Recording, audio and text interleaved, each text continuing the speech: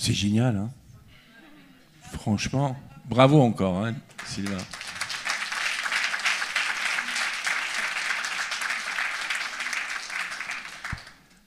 Alors, est-ce que tu peux répondre maintenant aux questions? Voilà. Il peut passer avec d'accord, une synthèse. Donc, moi, j'ai beaucoup de questions auxquelles tu as répondu déjà, c'est-à-dire le coût, la faisabilité. Et à titre personnel, je ne vois que seul inconvénient, le bruit, quoi, le fait d'avoir du bruit longtemps. Mais bon, voilà, il y a toujours un problème. Vous avez des questions? Moi, je trouve ça phénoménal, hein. Ça fait penser à ce que disait Marie-Christine Izzi, c'est-à-dire pouvoir faire quelque chose, être actif, avoir prise sur. Et je pense que n'importe qui peut. Moi, je ne connaissais pas bien, hein. Je me ruais dessus.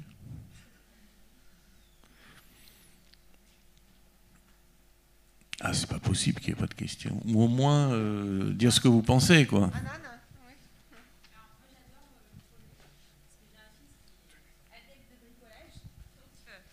Il aime trop le bricolage, j'ai un fils qui fait que ça. Et là, je viens de voir ce que tu fais, c'est génial. Sincèrement, je me pose la question de est-ce que je m'y mets? Parce que je vois que techniquement, quand même, c'est... faut être capable au niveau bricolage de ce que tu nous as mis dans le support.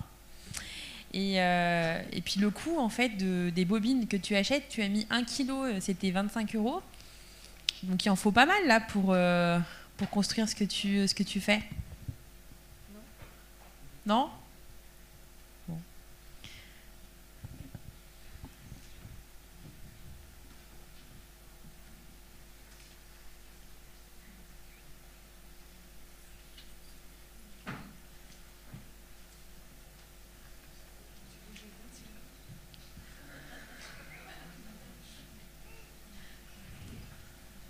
Peut-être alors.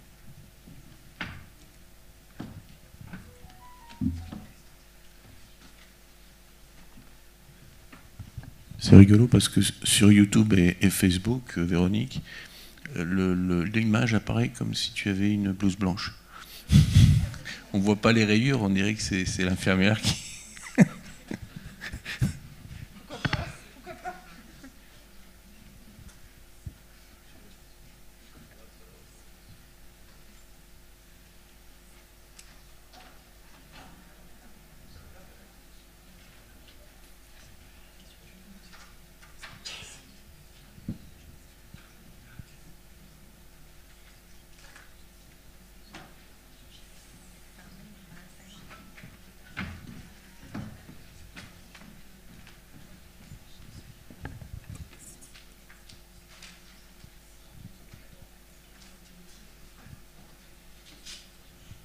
Je me permets Il me d'ajouter. dit que ses réalisations sont très légères. D'accord. Donc en termes de coût, c'est plutôt accessible, c'est ça? Et est-ce qu'il existe un site que tu nous recommanderais pour l'achat de tes imprimantes? Où on peut trouver ça de partout? Pour acheter l'imprimante? Oui.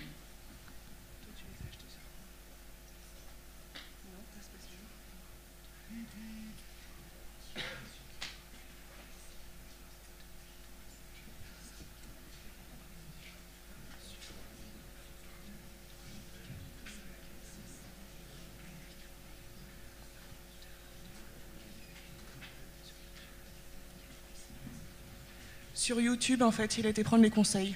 Bon, bah, Des top. sites Mais et nous, tout. on prendra les conseils auprès de toi, hein. Tu nous as mis ton Instagram. On ira te poser des questions. D'accord? À tout à l'heure, alors. Les petits objets que tu as fabriqués, il y avait en haut à droite de l'écran des petits nounours ou rhinocéros ou hippopotames que tu pouvais asseoir, hein, articuler. Il y en avait, on va dire, 3 ou 4. C'était à peu près des dimensions comme ça. C'est pas des gros nounours.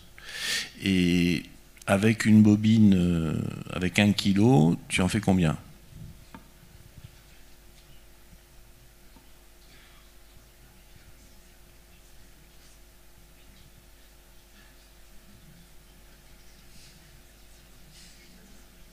« 18 à peu près. » Ah oui, donc en gros, tout ce que tu as montré sur une diapositive, tu arrives avec 1 kg à faire peut-être pas tout, mais pas loin, quoi. Donc Avec une bobine, on peut faire beaucoup d'objets, quoi. On a le temps de ne pas dormir pendant un mois. Non, mais c'est important, ça veut dire que avec 25 €, une bobine par mois, si tu n'es pas un accro, c'est jouable. Ouais, largement. Mais il est accro. Non, mais je veux dire, c'est pas une bobine tous les 3 jours, quoi. C'est pas 1 kilo tous les... Alors, on m'entend bien là? C'est bon? Oui, alors je suis complètement néophyte dans le domaine, donc j'ai presque tout découvert grâce au support. Je voulais savoir, est-ce que la résistance, par exemple, la résistance de la matière permet de réparer de l'électroménager?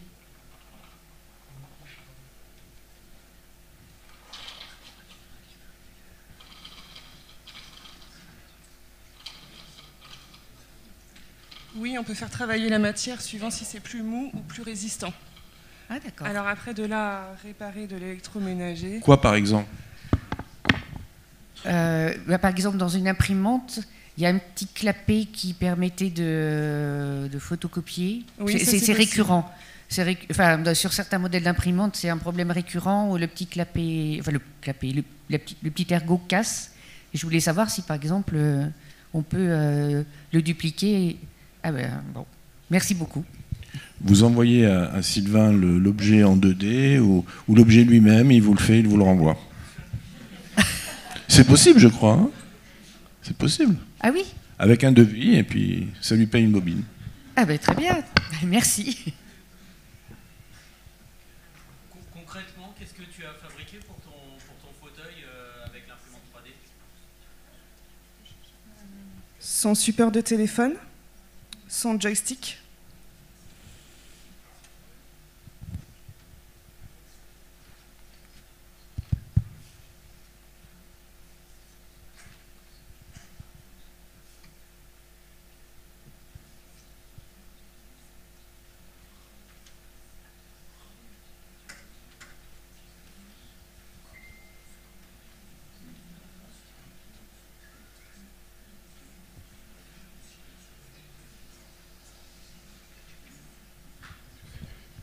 Les supports et tout. Et un cache pour fil. Un cache pour fil. Ah, celui qui est en dessous. Et un cache pour fil, pour maintenir les fils.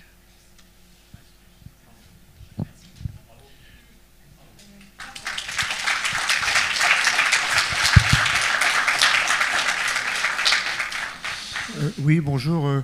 Il me semble qu'ils vont faire un pont pour les JO à Paris. Un pont en 3D. Je ne sais pas si c'est Sylvain qui va le faire ou pas. Mais en plus, c'est pas de la signé le blague, contrat hein. ou pas? Non. Alors Véronique vient de me dire quelque chose qui est très intéressant. Tu as fait peut-être ton joystick. Non, c'est ça. De manière générale, à Kerpap, visiblement, donc grand centre de rééducation, il y a des éléments qui font sur mesure, qu'ils n'achètent pas chez les fabricants de fauteuils, ou un peu comme des ergothérapeutes appareilleurs qui moulent. Donc les supports de tablettes, on prend une tablette standard en iPhone et on fait quelque chose sur mesure pour son téléphone ou comme un joystick. Et en fait, les patients qui passent chez eux, moi je trouve ça génial, sortent avec déjà des adaptations faites par eux avec leur imprimante 3D, donc tout à fait adaptées aux besoins et pas personnalisées, y compris couleurs, etc. Et pas avoir besoin de chercher sur le catalogue du fabricant la pièce qui s'adapte le mieux à ce qu'ils ont trouvé ailleurs.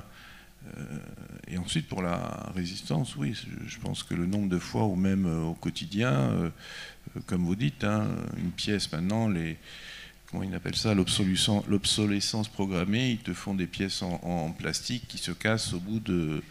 Et c'est vrai pour tous. Donc c'est utile pour soi, c'est matériel, on va dire, de rééducation ou d'assistance, mais c'est utile aussi pour les autres.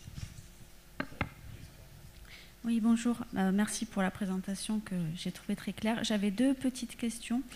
Je voulais savoir, vous avez parlé de différentes densités, parce que j'ai cru voir qu'il y avait des petits objets qui étaient souples. Donc je me demandais si c'était dû à différents types de bobines ou si c'est une programmation sur l'imprimante qui rend résultat plus ou moins souple ou rigide? C'est une programmation. D'accord. Et là, ma deuxième question, c'est si on imagine un objet qu'on a déjà en plastique et qui casserait, est-ce qu'avec cette imprimante, on pourrait rajouter la partie manquante sur un objet préexistant, ou est-ce qu'il faut refabriquer l'objet intégralement? Je ne sais pas si ma question est claire. Est-ce qu'on peut, à partir de l'imprimante, rajouter quelque chose sur un objet préexistant?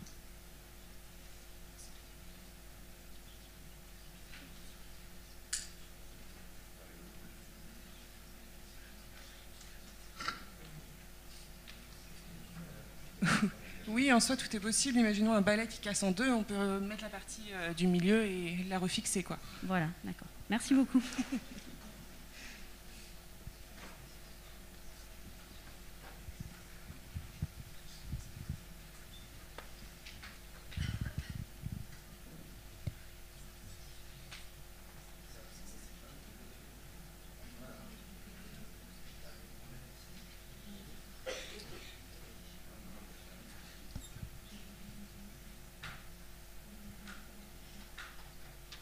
Plus de questions? Non, bah, merci infiniment, Sylvain. Et tu t'es inscrit.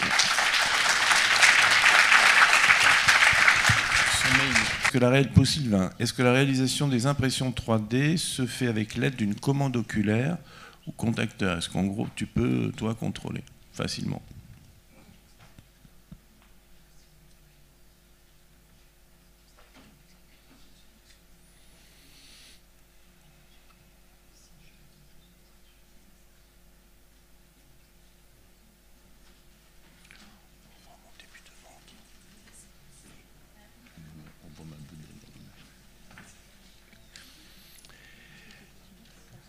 Et autre question en attendant, après la réponse de Sylvain, je pense qu'on a déjà la réponse. À partir de quand le servicement d'APF sera disponible? Il est disponible, on est d'accord. Voilà. Non, mais que ce soit clair.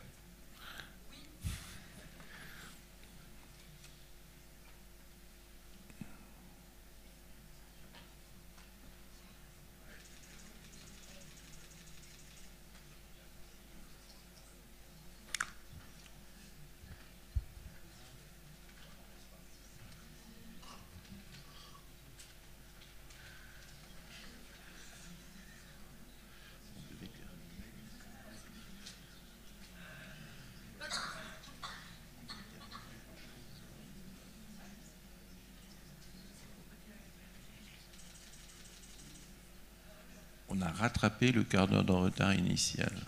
Donc on va terminer à l'heure. C'est génial. Incroyable.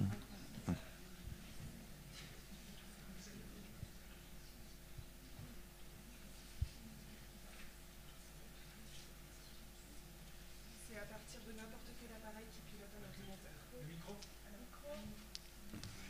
Pardon. C'est à partir de n'importe quel appareil qui pilote un ordinateur. Quel périphérique qui pilote un ordinateur, voilà.